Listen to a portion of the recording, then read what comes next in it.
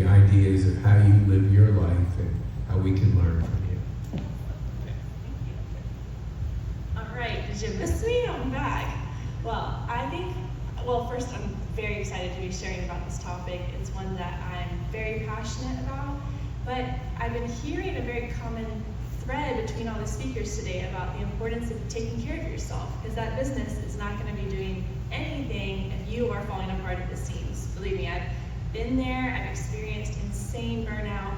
So my mindfulness practice and my perspective on mindfulness and meditation is one that is, I practice it. You gotta practice what you preach, and it's something that, again, I'm very passionate about. So before we dive into meditation, I want you to kind of think about what beliefs you might be holding around meditation and mindfulness if you're familiar with those concepts. Because I like to start with doing a little myth busting, because as much as I love just taking time to be and to truly meditate in maybe like the classic or traditional sense of sitting and maybe it's cross-legged and just letting all the thoughts come out of my brain, that is fine, that is great, that's a wonderful practice. It also does not have to be your practice. So what I mean by myth busting is that I want you to understand that when we're being mindful, when again we're not time traveling from the past or the present, or sorry, the future, then that is when we are truly being mindful. It's when we are allowing ourselves to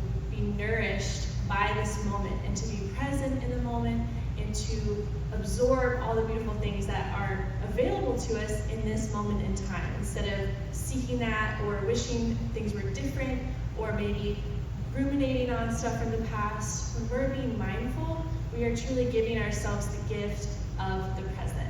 So when it comes down to meditation specifically, again, it can be you just sitting there and allowing your thoughts to clear out of your mind and allowing yourself just to sit in silence. That can be really great for your nervous system. But also, I want you to think about, and you might be surprised, that there are many moments throughout our day where we are meditating, and you might not even know it. So maybe you're in a flow state. So I know for me, when I'm gardening and I'm just feeling the soil on my hands and I'm being really tender with the plants and I'm like just feeling the sun shining on me and just really absorbing and being nourished by all the things available to me in that moment, that is meditation.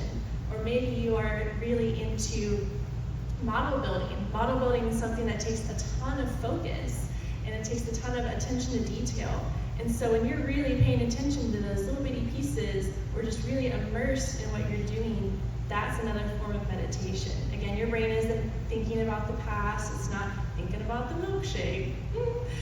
You are fully here in this moment and you're giving yourself that, just the richness that the moment has available to you. So going back to some of what the speakers have been sharing today about that self-care aspect, one of the key pieces of self-care and of mindfulness is really just about redirecting where your energy is going. Because when you are giving to your employees, to your family, to your community, or even just to those who you interact with on the day-to-day basis, you are giving them your time, your attention, your emotion, your thoughts, like the space in your brain, and all of that is energy. Your energy is going outwards.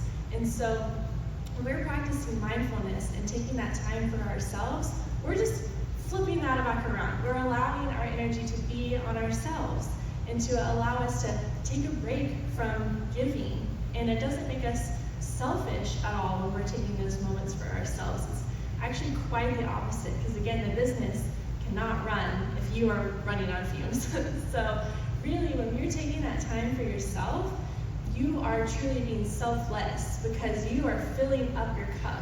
You are getting reconnected to your why. You are getting reconnected to your heart space and operating from that place and showing up in those moments as your recharged self, as your replenished self, and then you have more to give.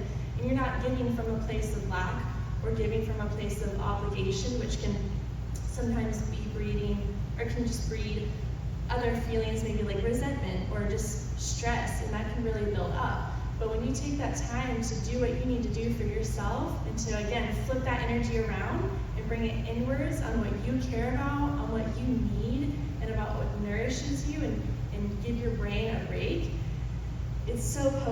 so powerful, and you deserve it. So I'm really grateful I got to speak with you all today. Thank you for listening to me a couple times.